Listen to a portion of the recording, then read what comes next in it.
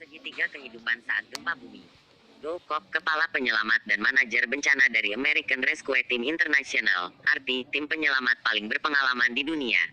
Informasi dalam artikel ini mungkin dapat menyelamatkan nyawa Anda dari gempa bumi. Ia telah merangkak di bawah 875 reruntuhan bangunan, bekerja sama dengan tim penyelamat dari 60 negara, dan mendirikan tim penyelamat di beberapa negara, serta salah satu dari ahli PBB untuk menginvestigasi bencana selama 2 tahun. Ia telah bekerja di seluruh bencana besar di dunia, sejak tahun 1985. Pada tahun 1996, Doug bersama timnya membuat film yang membuktikan keakuratan metode bertahan hidup yang ia buat. Mereka meruntuhkan sebuah sekolah dan rumah dengan 20 boneka di dalamnya. 10 boneka menunduk dan berlindung dan 10 lainnya menggunakan metode bertahan hidup segitiga kehidupan. Setelah simulasi gempa, kami merangkak ke dalam puing-puing dan masuk ke dalam bangunan untuk membuat dokumentasi film mengenai hasilnya. Film itu menunjukkan bahwa mereka yang menunduk dan berlindung tidak dapat bertahan hidup dan mereka yang menggunakan metode saya, yakni segitiga kehidupan, mempunyai peluang yang jauh lebih besar untuk bisa bertahan hidup bahkan hingga 100%. Film ini telah dilihat oleh jutaan orang melalui televisi di Turki dan sebagian Eropa, dan disaksikan pada program televisi di USA, Kanada, dan Amerika Latin. Bangunan pertama yang ia masuki adalah sebuah sekolah di Mexico City, pada gempa bumi tahun 1985. Semua anak berlindung di bawah meja masing-masing. Semua anak remuk sampai ke tulang mereka. Mereka mungkin dapat selamat jika berbaring di samping meja masing-masing di lorong. Pada saat itu, murid-murid diajarkan untuk berlindung di bawah sesuatu.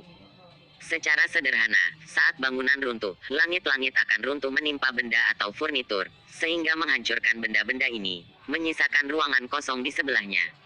Ruangan kosong inilah yang saya sebut segitiga kehidupan. Semakin besar bendanya, maka semakin kuat benda tersebut dan semakin kecil kemungkinannya untuk remuk. Semakin sedikit remuk, semakin besar ruang kosongnya, semakin besar kemungkinan untuk orang yang menggunakannya untuk selamat dari luka-luka. Suatu saat Anda melihat bangunan runtuh di televisi, hitunglah segitiga kehidupan yang Anda temui.